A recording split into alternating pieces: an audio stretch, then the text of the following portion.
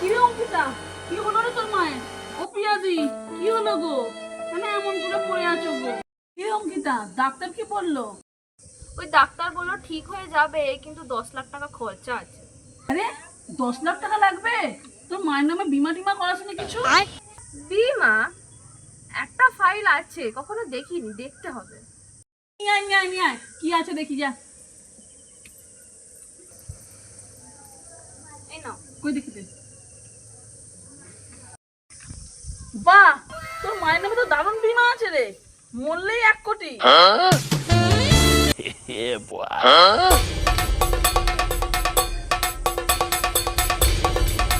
खत्म। কিন্তু তোর বাপ না একটাও কিস্তি ভরেনি, পাবি না রে, 1 টাকাও পাবি না।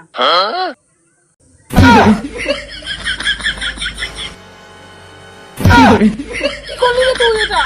মেরে ফেললি মাথাকে। জলে ভাসিয়ে দিলাম মনের ঠিকানা।